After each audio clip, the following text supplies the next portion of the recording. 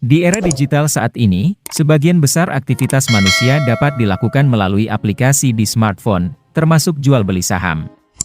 Transaksi sekuritas dapat dilakukan di pasar saham hanya dengan menekan tombol beli, jual, dan tahan.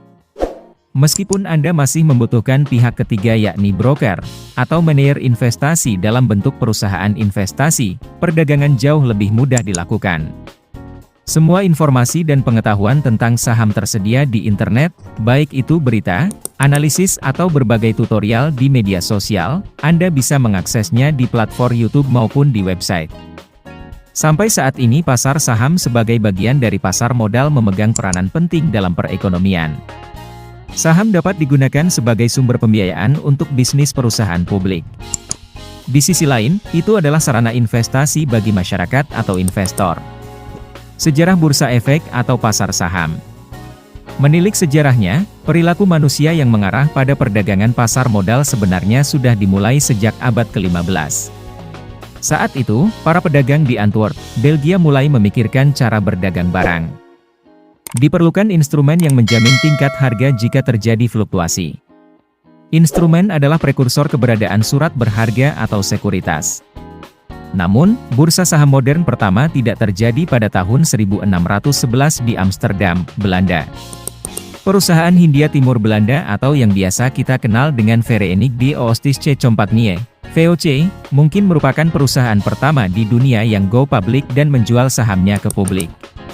Pada tahun-tahun berikutnya, VOC menjadi satu-satunya perusahaan yang terdaftar. Kemudian, pada tahun 1790-an, sekelompok pedagang barat menyimpulkan Button-Moot Trade Agreement. Kesepakatan ini ditandatangani oleh 24 pedagang yang digelar di depan sebuah gedung di bawah pohon Button-Moot di Wall Street. Pada tahun 1896, Dow Jones Industrial Average, JIA, didirikan. JIA adalah indeks saham yang didirikan oleh Charles Dow, pendiri Dow Jones Company dan editor The Wall Street Journal. Indeks ini mengukur kinerja pasar saham AS, dengan nilai yang mewakili harga saham 30 emiten utama. Kemudian, pada tahun 1923, Henry Barnum Poor, melalui perusahaannya Purse Publishing, membuat versi awal dari indeks saham lainnya, S&P 500. Terakhir, indeks ini mewakili portofolio 500 saham AS dari berbagai industri, yang nilainya setara dengan 70 hingga 80% nilai pasar saham AS. Pada tahun 1971, indeks Nasdaq dibuat setelah penciptaan pasar saham Nasdaq. Pertukaran ini sepenuhnya dimiliki oleh Nasdaq, Inc. Emiten indeks ini terdiri dari berbagai perusahaan yang terlibat dalam berbagai industri selain keuangan.